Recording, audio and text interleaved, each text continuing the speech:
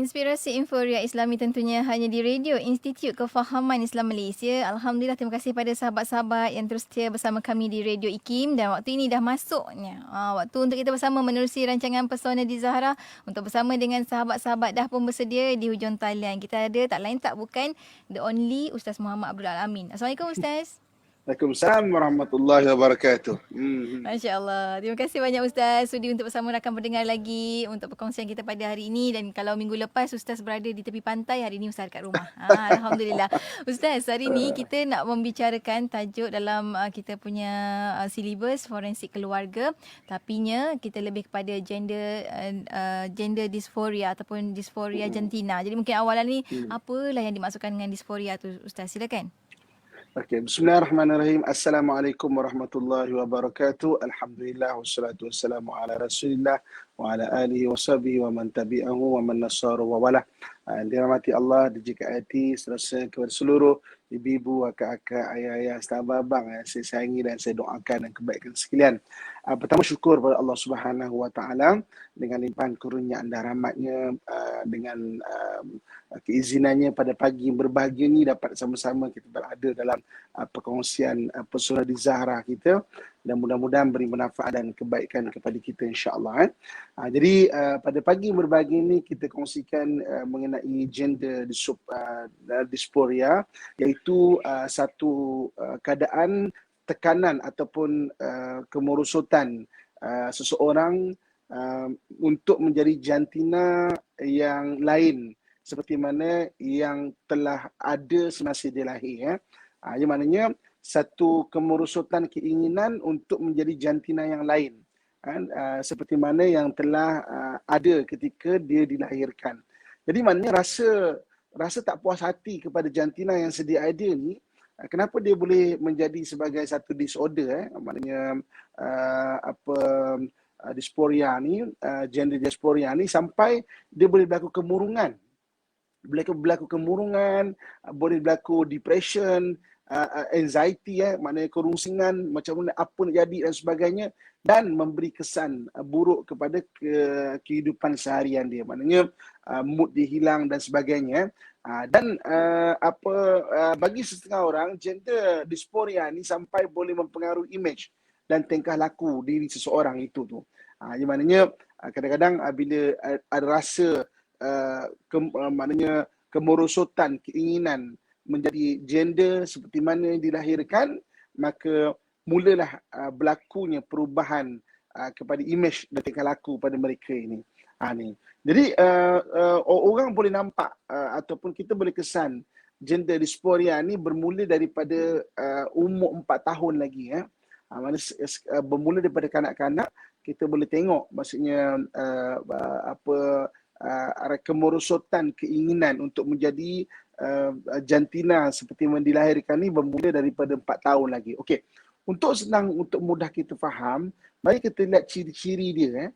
Supaya apa? Supaya pada hari ini kalau kita bicara, kita kongsikan benda ini, kita ada ilmu mengenai dia, jadi maknanya kita boleh memahami bahawa maknanya seseorang telah masuk kepada fasa kemurungan, anxiety ataupun depression kerana tidak puas hati ataupun kemerosotan keinginan menjadi gender yang dilahirkan itu.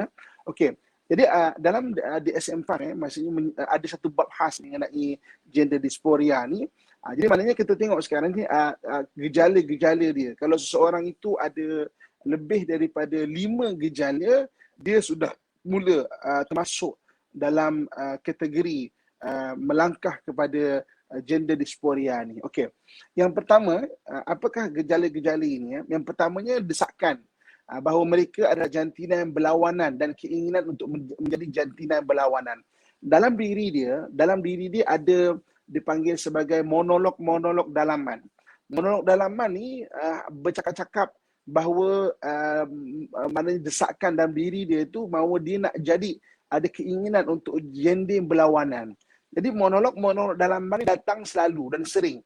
Kalau selalu semakin datang, semakin kerap, maka bermulanya seorang itu nak melangkah kepada gender dysphoria ni. Okey, itu yang pertama. Maksudnya dalaman dia, keinginan dia, ada monolog dalaman dia. Okey. Yang keduanya, ciri-cirinya adalah keutamaan untuk terlibat dalam permainan fantasi atau mempercayai sebagai peranan gender yang berlawanan. Maknanya dia ada fantasi-fantasi gender berlawanan. Ini dah mula ada bayangan-bayangan. Tadi ada monolog dalaman, sekarang sudah ada fantasi dia bahawa bestnya jadi gender yang berlainan ini. Yang ketiganya, okey, pemilihan pakaian sudah mula. Biasanya pemilihan pakaian sudah mula, maknanya dia mengenakan pakaian yang lain daripada jantina dia. Mana jantina berlawanan dia lah. Kalau dia lelaki, dia suka pakaian perempuan. Kalau perempuan, dia suka pakaian lelaki. Jadi kalau ada lebih dari 5 daripada apa kita sebut ini, maknanya kita kena ada awareness ataupun kesedaran. Bukan menghukum tau, bukan menghukum. Sekarang kita nak cerita kesedaran kita ni. Okey, kemudian yang keempatnya. Yang keempatnya pilihan permainan. Maknanya pemilihan permainan yang disukai dengan gender yang berlainan. Kalau lelaki tu, biasanya lelaki ni kan main manjat, contohlah kan. Ni dia anak-anak lelaki kat Simpang Renggam.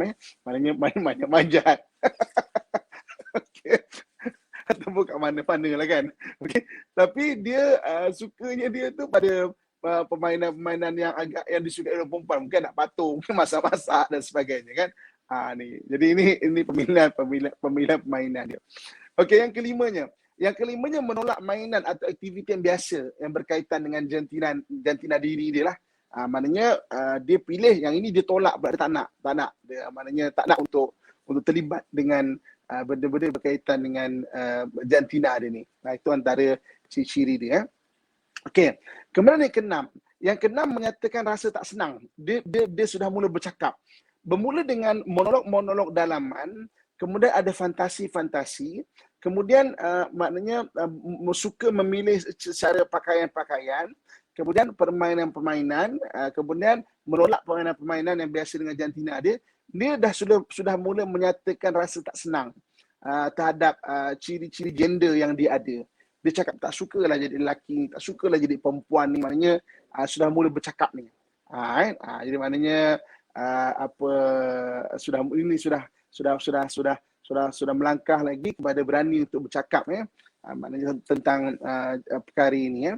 Okey. Kemudian yang ketujuhnya, keinginan untuk mempunyai ciri-ciri seks yang sesuai ataupun jantina ataupun gender yang sesuai dengan identiti gender mereka. Maksudnya mempunyai ciri-ciri yang sesuai dengan, maknanya mungkin suaranya dah dilembutkan, gaya dia melembutkan bagi lelaki kan, ataupun bagi perempuan macam mungkin nak nampak sebagai macam lelaki macam tu kan. Dia maknanya dah mula menterjemahkan. Okey. Yang ke-8, maknanya lebih suka bermain dengan kanak-kanak atau orang-orang yang berlainan jantina dengan dia. Kan? Jadi maknanya yang ke-8 ini dia suka untuk memilih bermain ataupun berkelompok dengan orang yang punya lain jantina yang berlainan dia tu. Dan yang terakhir, yang ke-9, jadi maknanya gejala ini makin ada peningkatan, bertambah parahnya. Dia bermula daripada seusia 4 tahun.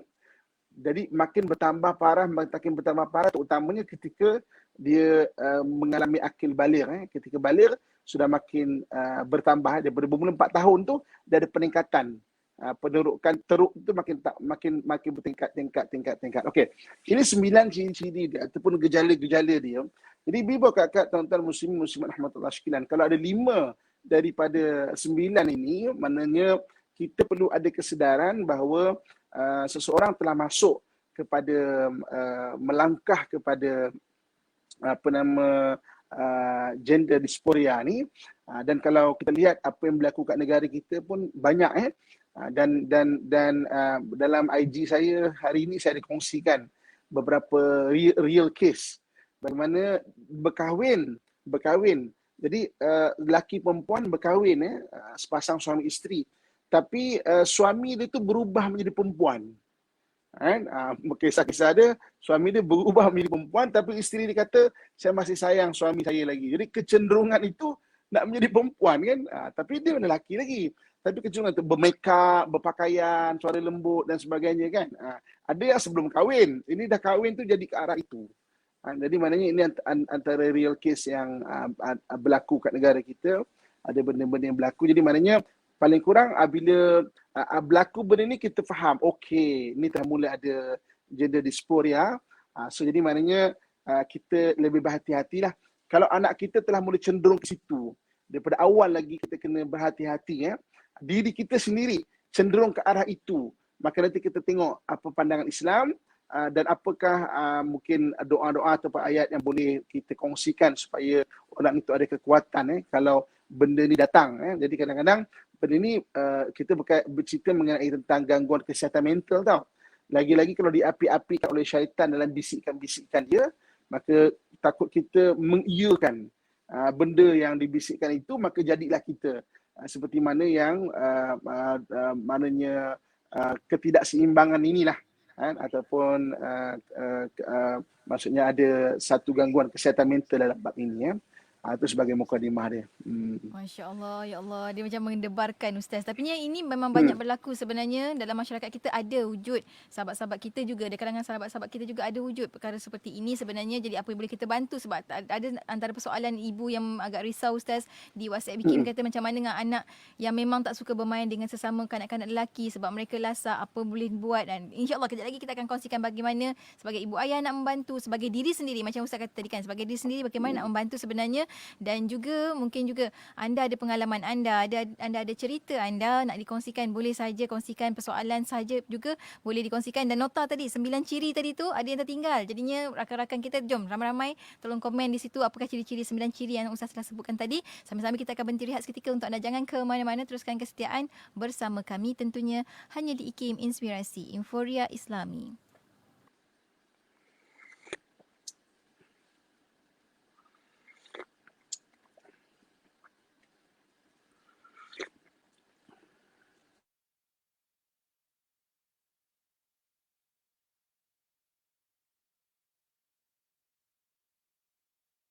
يا أرحم الراحمين يا أرحم الراحمين يا أرحم الراحمين فرج على المسلمين يا أرحم الراحمين يا أرحم الراحمين يا أرحم الراحمين فرج على المسلمين يا ربنا يا كريم يا ربنا يا رحيم أنت الجواد الحليم وأنت نعم المعين يا أرحم الراحمين يا أرحم الراحمين يا أرحم الراحمين فرج على المسلمين وليس نرجو سواك فادرك إلهي دراك قبل الفناء والهلاك يا عمود يا ودين يا أرحم الراحمين يا أرحم الراحمين يا أرحم الراحمين فرج على المسلمين بجاه طه الرسول جد ربنا بالقبول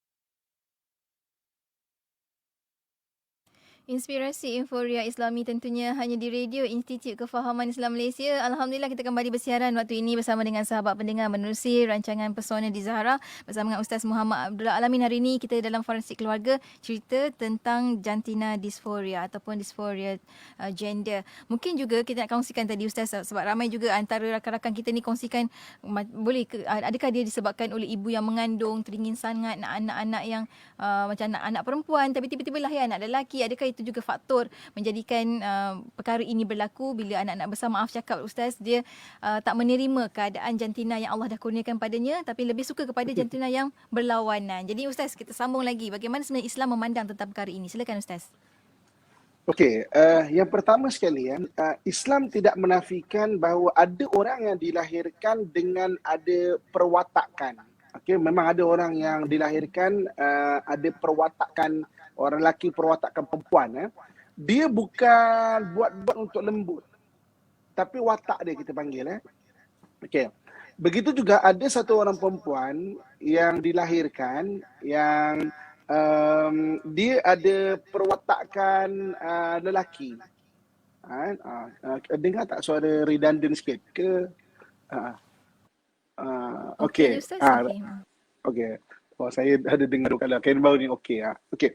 Jadi maknanya ada orang Islam tak nafikan maknanya kemanusiaan. Ada orang dilahirkan memang yang pertamanya dia ada perwatakan seorang lelaki, watak perempuan, mana lembut. Yang keduanya dia orang perempuan yang berwatakkan lelaki, maknanya dia agak dominan macam orang lelaki. Okey. Yang tak bolehnya apabila orang yang ada perwatakan ini dia cuba apa yang dipanggil pertama disebut dalam bahasa agamanya sebagai mutasyabbih. Mutasyabbih ni maknanya dia cuba menyerupai, sama ada lelaki itu menyerupai perempuan atau perempuan itu menyerupai lelaki. Watak benda lain. Watak maknanya memang sifat peribadi diri. Memang ada orang perempuan yang memang macam orang lelaki kan, memang boleh buat kerja berat, boleh kerja kontrak kan. Itu maknanya watak dan pekerjaan dia. Maksudnya sesuai dengan kerja dia, mungkin dia kerja sebagai kontraktor kan. Saya dalam dunia diving, banyak juga instruktor diving ni memang gagah perkasa yang perempuan. Maknanya dia instruktor perempuan, mengajar orang perempuan. Orang pun selesa dengan dia memang perempuan. Tapi memang dia memang gagah perkasa kan. Angkat tank apa semua. Tapi sesuai dikerja dengan perempuan dan sesuai dengan keadaan dia waktu dikerja, okey. Ini mutasyabbih ni maksudnya dia sengaja untuk memaparkan di depan umum yang bukan sesuai dengan kerja dia. Contoh katakanlah sampai mana dia berpakaian wanita di depan ramai, itu bukan kerja dia. Kan? Maksudnya seorang lelaki itu bukan harian dia pakai. Dan ada orang yang sampai ada delusi, maksudnya sampai dia pergi masjid, dia rasa suka untuk duduk dengan orang perempuan, dia orang lelaki pakai telekung tau. Pergi masjid dah bagus, alhamdulillah, kan? Tapi pakai telekung. Jadi dan benda ni real case apa yang berlaku di sekitar masyarakat kita kan. Jadi maknanya ada orang yang berperwatakan. Itu yang pertama kan, perwatakan lelaki watak seperti perempuan. Maknanya orang perempuan berwatak seperti lelaki. Okey. Keadaan kedua yang berlaku kalau ikut perbahasan Islam, apa yang disebut sebagai khunsa. Apa disebut sebagai khunsa.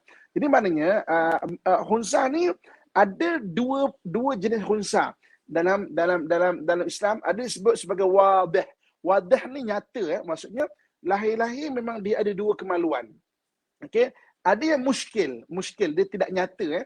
Lahir-lahir ada dua kemaluan dan memang ada nampak satu yang lebih dipanggil dominan.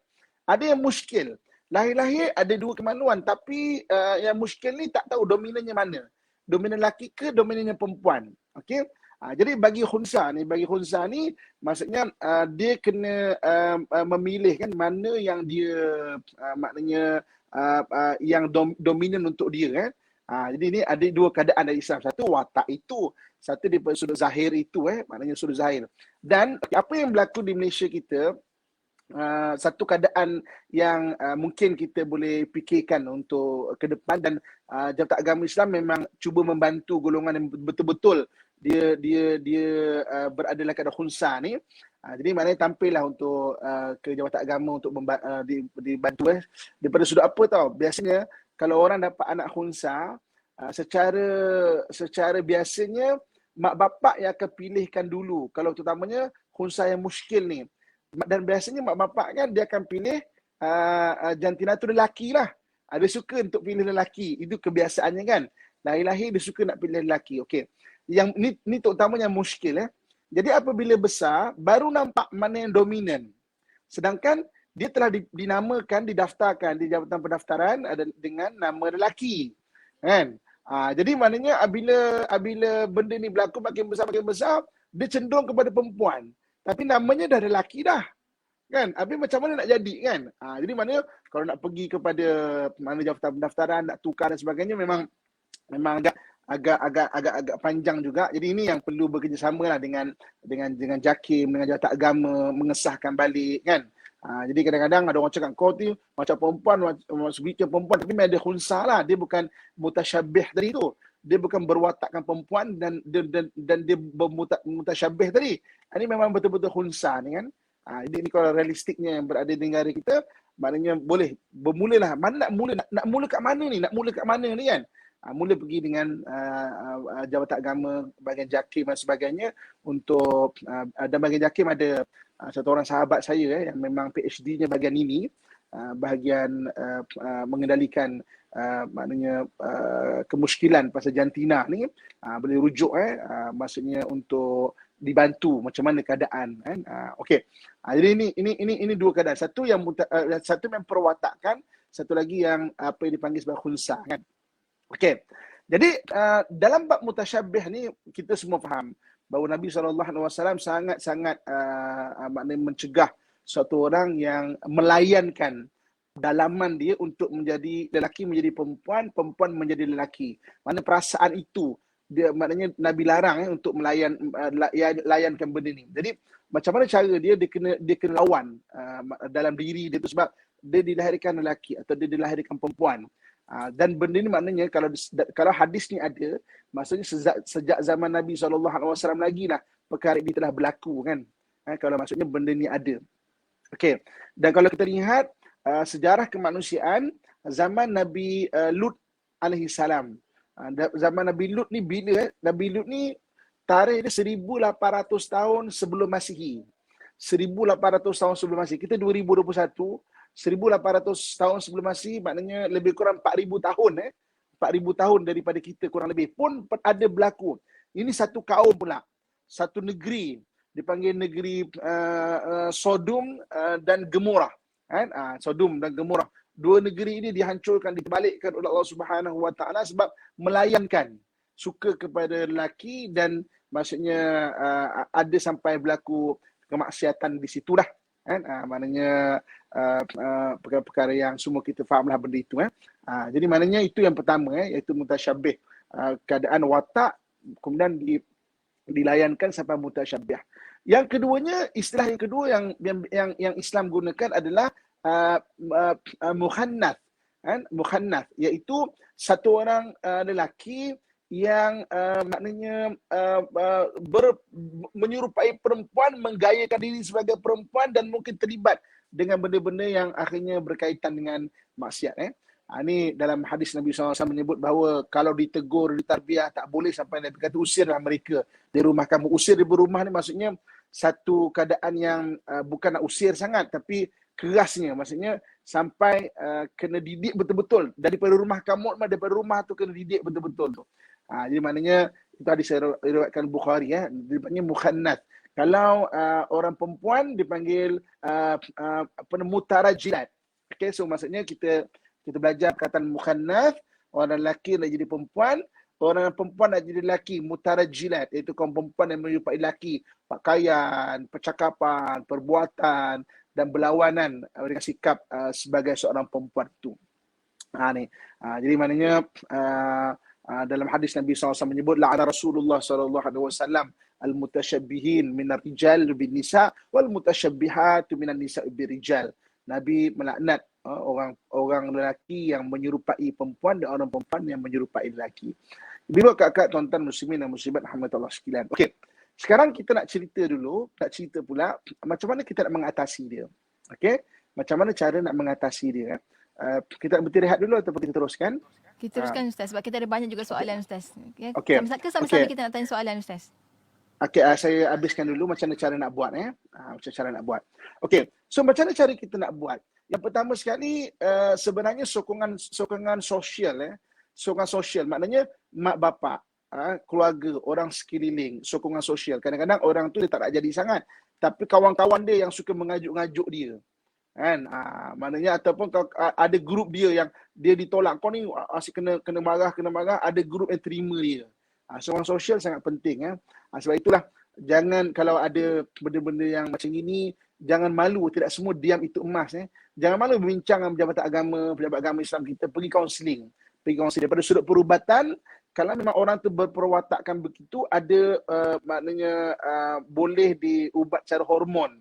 Mungkin dibagi hormon lelaki, bagi orang lelaki yang memang ke arah perempuan, dikuatkan hormon lelaki itu. Ataupun orang perempuan ke arah lelaki, dikuatkan hormon perempuan itu. Itu di sudut perubatan yang ada sekarang. Okey. Selain daripada itu, sokongan sosial kita itu, maknanya orang yang tarbiyah, nasihat.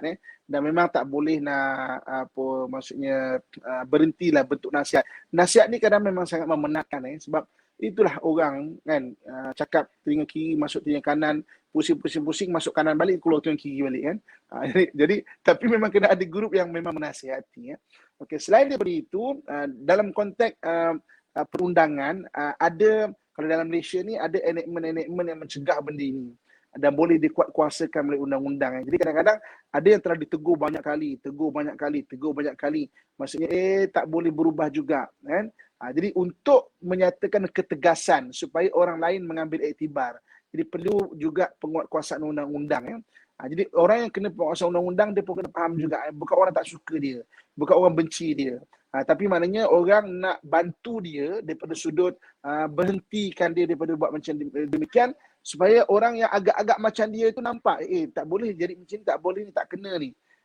Taklah macam bebas dia buat kan, sampai tidak ada panduan. Sebab diri kita ni kalau tidak ada panduan atau jenis orang yang tak boleh di stop, dalam Quran Allah sebut ara'aita man ittakhadha ilahahu hawa. Tidakkah kamu melihat akhirnya nanti ada orang yang bertuhankan hawa nafsu dia. Nafsu dia nak ajak ke arah situ, dia akan bertuhankan benda itu kalau tak ada di stop dengan undang-undang. Lepas tu perlu wujudnya undang-undang dan sebagainya. Okey. Akhir sekali, bagaimana cara kita nak berdoa untuk kita sendiri, kita faham kan? Jadi maknanya saya suka kongsikan doa seperti mana yang diajar Nabi SAW, iaitu ya muqallibal qulub tsabbit qalbi ala dinik. Ya muqallibal qulub tsabbit qalbi ala dinik. Ya muqallibal qulub tsabbit qalbi ala dinik. Nanti mungkin jika hati boleh kongsikan doa ini, ya muqallibal qulub tsabbit qalbi ala dinik. Wahai yang membolak-balikkan hati, sebab hati manusia itu berbolak-balik, hati manusia itu berubah-ubah. Tsabbit qalbi, maknanya kau kukuhkanlah, maknanya hati aku ni dalam ketaatan dan agamamu. Okey. Kemudian satu lagi yang boleh kita kongsikan amalan adalah iaitu dalam Quran Allah Subhanahu Wa Taala sebut, in tansurullah yansurukum wa yuthabbit aqdamakum. Jika kamu tolong agama Allah, Allah akan tolong kamu dan akan memperkukuhkan kedudukan kamu. Jadi bagi orang yang lembut ini, ataupun orang yang memang mutarajilat, macam nak jadi lelaki ni, dia kena sedar, tak kena ni. Kemudian dia kena tolong bantu orang lain. Sebab kalau kita bantu orang lain, kita bantu agama Allah, Allah kata apa? Wa yuthabbit aqdamakum. Allah akan perkukuhkan kedudukan kamu. Maknanya bukan saja kita tu doa untuk diri kita, kita bantu orang lain juga untuk stop dia. Jadi macam tu dengan nasihat-nasihat kita dan sebagainya kan. Nanti Allah akan sabit, maknanya Allah akan perkukuhkan keadaan keimanan kita. Kan? Jadi ini antara doa-doa dan yang terakhir, kalau doa Asmaul Husna, kita dah kongsikan doa sini yang muqallibal qulub tsabbit qulubana ala dinik, maknanya yang membolakkan balik hati, tetapkan hati kami di atas agamamu. Kalau anda kata Asmaul Husna, pilih nama Allah Subhanahu Wa Taala, ya zahir dan ya batin. Ya zahir ya batin, wahai yang zahir yang nampak yang nyata, dan wahai yang batin yang tersembunyi. Maksudnya kita minta Allah Subhanahu Wa Taala yang zahir dan yang batin kuatkan kekuatan dalaman kita dan juga yang zahir kita untuk kita lawan perkara-perkara yang demikian ni. Ini di antara benda-benda yang boleh kita bantu. So maksudnya kita boleh di sudut perubatan Islam dengan doa-doa dan sebagainya, dan support daripada masyarakat, dan yang keempat support daripada undang-undang yang boleh dikuatkuasakan. So masa 4 benda ni kan. So bila 4 benda ni kita buat sama-sama, maknanya diri kita sendiri nak berubah, dan support daripada masyarakat, mana ada kaunseling, kemudian perubatan pun kita pergi, dan juga penguasaan undang-undang kita hormat, maka keempat-empat ni akan membantu kita dalam membendung insya-Allah perkara ini, gender dysphoria ni. Wallahu alam. InsyaAllah. Amin ya rabbal alamin. Dan Ustaz, kita ada banyak soalan daripada sahabat-sahabat kita Ustaz. Antaranya sahabat kita menghantarkan soalan di WhatsApp IKIM. Tanyakan soalan, kata, salam Ustaz, macam mana kalau kita ada kawan yang air muka seperti perempuan? Macam tak selesa Ustaz, takut dia kecil hati kalau kita jauhkan diri. Macam mana tu Ustaz? Okey. Kita ada kawan yang air mukanya macam orang perempuan, tapi itu diri kita sendiri lah yang kita tengok dia takut kita tak selesa. Kita tengok dia macam kita tengok perempuan kan. Tu kalau kita tak selesa dia sampai ada rasa yang tak sedap, tak payahlah, tak payah sebutlah. Tapi kalau ini kita persoalan kalau dia sendiri sudah memaparkan atau menggaya-gayakan, gaya tangannya dah mulai bengkok macam ini lah kan. Maksudnya macam tu. Okay. Itu yang kita kena tegur. Maknanya 4 tadi kan. Diri dia pun kena ada kesedaran dengan ilmu. Kita sebagai anggota masyarakat kan yang nak support moral dia tu kan. Jangan mengejek-ngejek dia kan. Kemudian kalau betul dia memang ada masalah itu, boleh pergi jumpa doktor. Kan? Dan juga kena faham undang-undang ada kat Malaysia ni supaya janganlah sampai kita kena hormat undang-undang tu, jangan sampai maknanya akhirnya dilanggar, kemudian nanti dia kena kuat-kuasakan kan, nanti dia pula jadi rasa macam orang tak sayang dia ke apa semua. Keempat-empat ni semua kena faham. Okey, wallahu alam. Semua kena berperanan Ustaz kan. Seterusnya Aslinda Ibrahim, Ustaz tanyakan soalan. Dia kata, Assalamualaikum Ustaz, nak tanya, adakah keinginan seorang ibu untuk mendapatkan anak jantina yang diingini akan mempengaruhi anak tersebut bila besar kelak? Contohnya anak perempuan, nak dapat anak perempuan tapi nak sangat anak lelaki. So anak perempuan tu terbawa-bawa perwatakan lelaki tu Ustaz. Tiba-tiba maskulin anak dia macam tu. Kalau kita menerusi hadis Nabi SAW, tidak ada disebut perkara demikian kan. Tapi orang tua-tua kita ada cakap macam tu lah ya kan.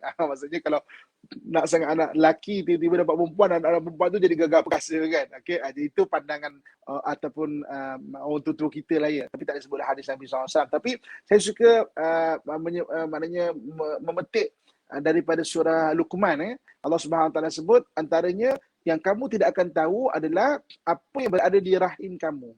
Kan? Ada orang cakap, sekarang dah tahu dah rahim itu jantina, boleh scan kan laki ke perempuan. Dia bukan laki ke atau perempuan itu ataupun sudut jantina itu. Tetapi siapa budak dalam perut ini, kita tak tahu. Kan? Mungkin dia menjadi orang yang sangat soleh. Mungkin dia jadi pemimpin yang hebat. Mungkin juga dia jadi orang yang Masya Allah engkar dan mungkar pada Allah, na'udzubillah min zalik. Sebab itulah daripada awal kita tahu, kita tak tahu siapa dah rahim kita. Sebab itulah maknanya kena bacakan Al-Quran, kena banyak doakan, kena banyak, maksudnya jangan putus asa untuk sentiasa maknanya lah membacakan benda-benda yang baik-baik, selawat-selawat dan sebagainya kan. Kita tak tahu apa yang ada dalam perut itu, kita tak tahu.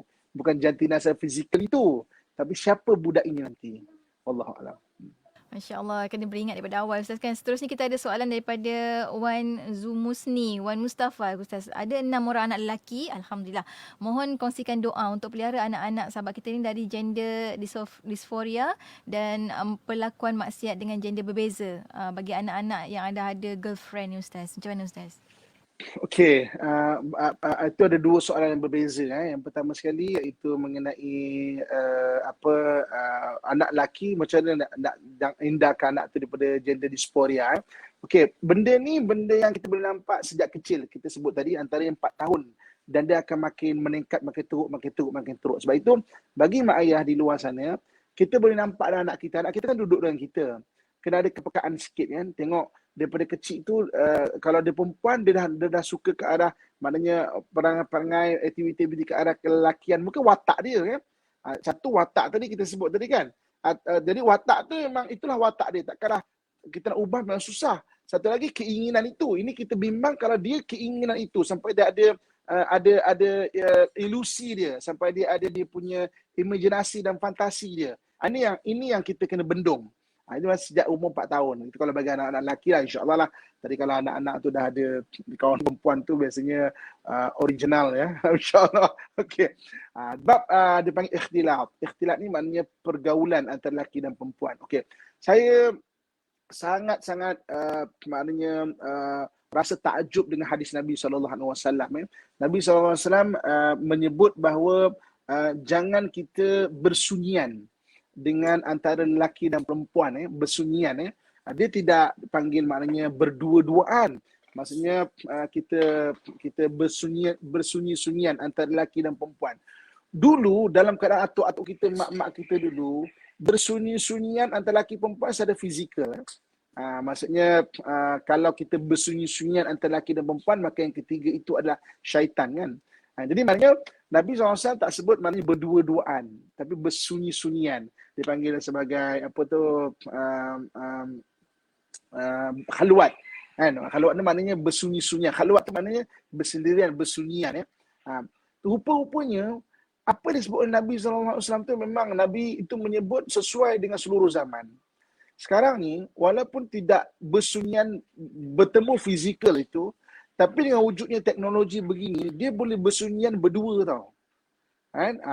Jadi maknanya bersunyian berdua tu dengan telefon dia, dengan boleh cakap, boleh chat dan sebagainya, sampai boleh melakukan benda-benda yang ingkar dan mungkar sebelum pertemuan secara fizikal, auzubillah. Sampai boleh buka aurat, orang boleh nampak, boleh nampak. Jadi maknanya ini benda-benda sebab itulah Nabi sebut maknanya jangan kamu bersunyi-sunyian tu, masya-Allah. Saya takjub dengan hadis ini. Sebab Nabi tak cakap berdua-duaan, maka yang ketiga itu adalah syaitan. Tapi bersunyi-sunyian berdua, lelaki dan perempuan, yang ketiga ni syaitan. Rupanya ada keadaan yang orang bersunyi-sunyian walaupun fizikalnya berjauhan. Kan? Ni yang kita kena jagalah anak kita kan. Dan jaga anak kita ni dengan ilmu lah ya. Dengan ilmu. Kita kena pesan daripada awal lagi benda-benda itu. Agama ni dia adalah solution without problem. Kena cerita banyak pada anak-anak sebelum problem tu wujud. Solution without problem. Kita kena ajar daripada anak hormat mak ayah sejak anak tu kecil lagi. Dia tak tahu pun dia nak hormat atau tak. Tetapi rupa dah besar, dia kenal seorang lelaki, dia kenal seorang perempuan, dia tak jadi tak hormat kepada mak ayah. Tapi apabila pernah dipesankan, benda tu ada dekat dia punya akal dia. Dekat minda dia, dekat ingatan dia. Lepas tu agama ni ada banyak dedah. Hantar anak sekolah agama sebab dia adalah solution without problem. Dia ajar solution dulu sebelum wujudnya problem itu. Jadi orang boleh nampak, macam ni panduannya kan. Allahuakbar. Masya Allah, Masya Allah. Sebelum datangnya masalah, benda tu kita dah ada solusinya terlebih dahulu. Masya Allah, Ustaz. Masa agak terbatas Ustaz, tapi ada banyak juga soalan. Saya kongsikan satu lagi soalan boleh Ustaz ya? Baik. Boleh.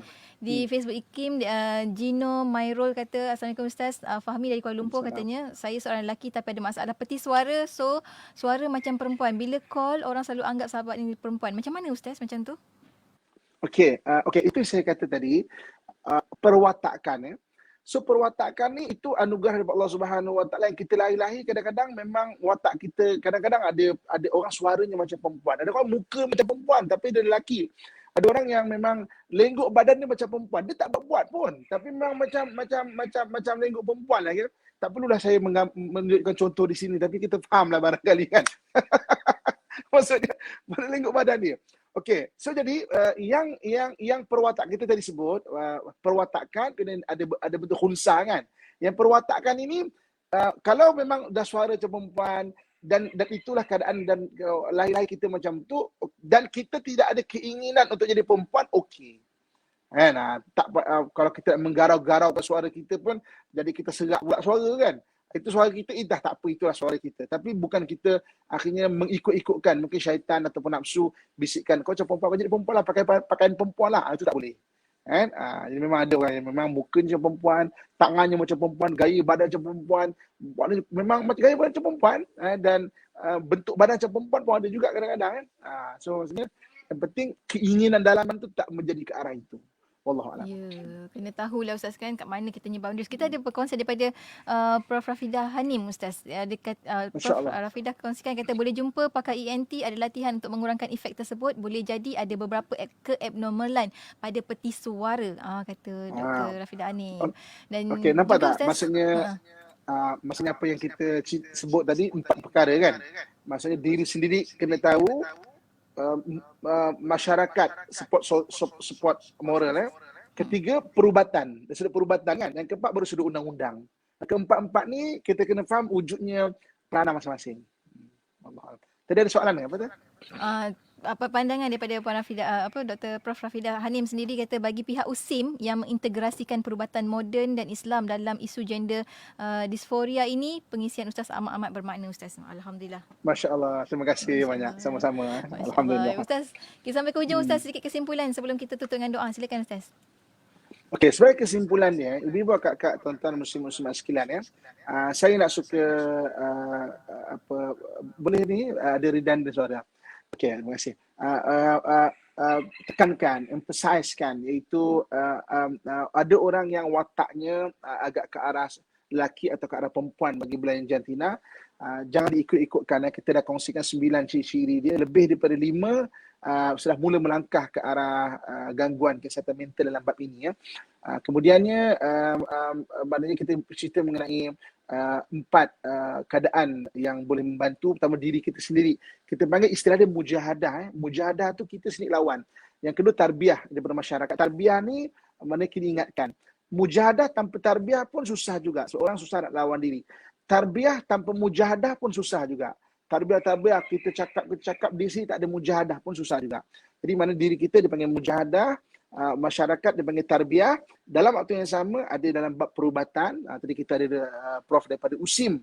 Boleh rujuk tu, saya cakap, rujuk doktor-doktor yang pakar yang boleh membantu di perubatan. Dan kita kena faham juga undang-undang supaya taklah taklah nanti terlampau kena penguatkuasaan undang-undang, kita jadi stres, depres, jadi sedih. Kita kena hormatlah undang-undang tu. Kalau kita tak nak hormat undang-undang, kita duduk kat hutan, contoh kan saya cakap, duduk kat hutan. Tak ada siapa pun nak fikir, buatlah apa kita nak suka. Pun hutan pun ada undang-undang dia sendiri. Kan kita duduk suka-suka, undang-undang hutan, dah lah semut gigit kita pula. Dan kita nak makan semut. Apa semut ni? Aku suka, aku nak duduk kat mana, kau gigit kenapa? Hutan pun ada undang-undang dia kan. Suka-suka kita nak memanjat-manjat pokok, ada sarang tabuan. Tabuan ni kacau aku pula. Dia pula ada undang-undang dia. Maksudnya apa? Akhirnya lari ke mana kita pun kita terikat dengan peraturan, dengan undang-undang. Supaya undang-undang ni adalah untuk undang-undang Allah Subhanahu Wa Taala, undang-undang wada'i yang diletakkan oleh pemerintah untuk mengawal pemerintah baik dia ada sekeliling kita. Dan akhir sekali doa yang boleh kita baca. Asmaul Husna sangat bagus, ya zahir ya batin, ya zahir ya batin. Begitu juga dengan ya muqallibal qulub tsabbit qalbi ala dinik wa ta'atik, insyaallah. Wallahu a'lam. Kita akhirkan doa insyaallah. Silakan Ustaz. A'udzubillahi minasyaitonirrajim. Bismillahirrahmanirrahim. Alhamdulillahi rabbil alamin wassalatu wassalamu ala asyrafil anbiya'i wal mursalin wa ala alihi wa sahbihi ajma'in. Allahumma tsabbit qulubana ya Allah. Tsabbit qulubana ya Allah. Tsabbit qulubana ya Allah. ثبت قلوبنا على دينك وطاعتك برحمتك يا أرحم الراحمين. اللهم أنت يا ظاهر يا باطن. اللهم أنت يا ظاهر يا باطن. اللهم أنت يا ظاهر يا باطن. اهدنا قلوبنا يا الله برحمتك يا أرحم الراحمين. اللهم ربنا آتنا في الدنيا حسنة وفي الآخرة حسنة وقنا عذاب النار وادخلنا الجنة مع الأبرار يا عزيز يا غفار يا رب العالمين. وصلى الله على سيدنا ومولانا محمد وعلى آله وصحبه أجمعين. سبحان ربك رب العزة عما يصفون والسلام على المرسلين والحمد لله رب العالمين. تقبل الله منكم منكم تقبل يا كريم. Alhamdulillah. Terima kasih banyak Ustaz untuk perkongsian pada hari ini. Perkongsian kita berkenaan dengan disforia jantina ini. Ini semua ujian manusia. Setiap manusia pastinya akan diuji. Kalau ada sahabat-sahabat kita yang terkena dengan ujian ini, banyak-banyak bersabar dan mujahadah. Kata Ustaz tadi, mujahadah. Berjihadlah. Ini mungkinlah cara anda untuk meningkatkan ketakwaan. Apa pun, terima kasih banyak Ustaz untuk perkongsian pada hari ini. Bertemu lagi minggu hadapan insya-Allah. Assalamualaikum Ustaz. Waalaikumsalam warahmatullahi wabarakatuh. Dan untuk anda rakan pendengar, teruskan kesetiaan bersama kami tentunya hanya di IKIM, Inspirasi Inforia Islami.